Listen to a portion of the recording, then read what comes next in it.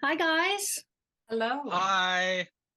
There's so much to unpack in this series. Each episode, I'm putting together each bit of the puzzle we're given, and I'm like, I need more episodes. That's good news. Yeah. How difficult is it to switch between playing the younger, current, and future versions of your character? Um, it it was a challenge just to really wrap your head around everything that they've experienced. Because obviously with experience comes change, and obviously dynamics really shift between the different timelines. But we had a lot of people reminding us of things, and we had a lot of time, especially with the future timeline. There was a lot more time spent in the hair and makeup chair, so it gave us an opportunity to really wrap our heads around where we would be in those specific scenes. What was that eye thing that you had in the future? Is that like put on top of your eye, or is that like a lens? in in certain angles, I have nothing on there, and it's just CGI, and then on others it is an actual lens. The different lenses, actually, some of the lenses I couldn't see out of it all, and some of the lenses were just a little bit blurry. So yeah, that was also an interesting added element to it as well. Brian, did you get all the scripts for season one at once so that you knew what was happening and what your characters' motivations were? No, I think we got around maybe three, maybe four episodes to start with. And in general, I thought that was okay. I mean, I've done like a lot of like I remember like back in the day, like when they were doing 20 episodes of television, right? And you just kind of like learned to you had to kind of stay in the moment, right? And just sort of like trust that the writers are on a journey with your character, and it's your job to show up and just be is the best version of yourself you can possibly bring to the character that day. So I there was only a couple times where I was kind of like I had to pull Tom aside and be like, so I think I do need to know what happens in episode 6 in order for me to play this moment in episode 2.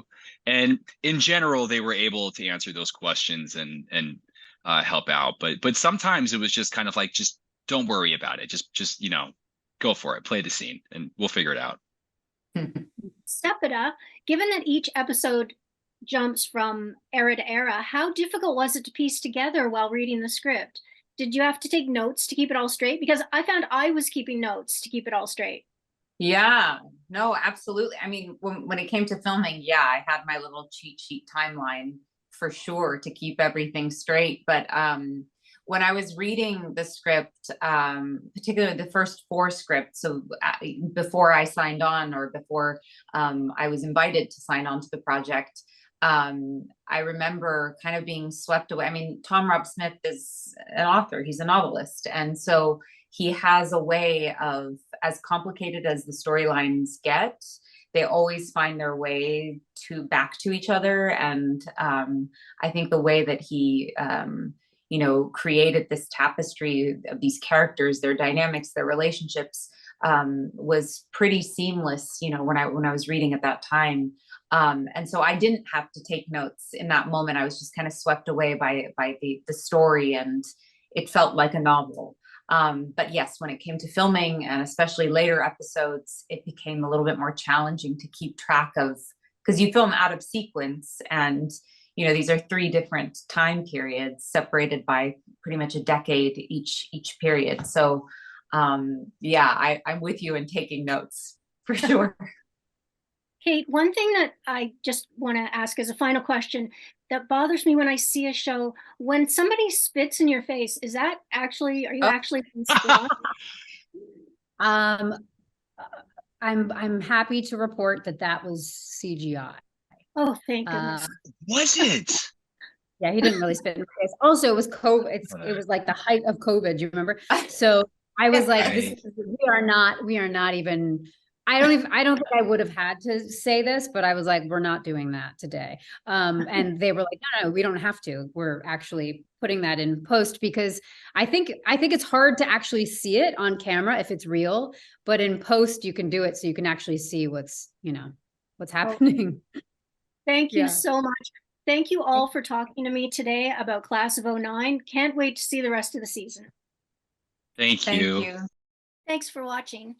If you're new to the channel or if you're returning and you haven't hit that subscribe button yet, tap it now, plus the notification bell in the right-hand corner so that you make sure you don't miss out on any new celebrity interviews.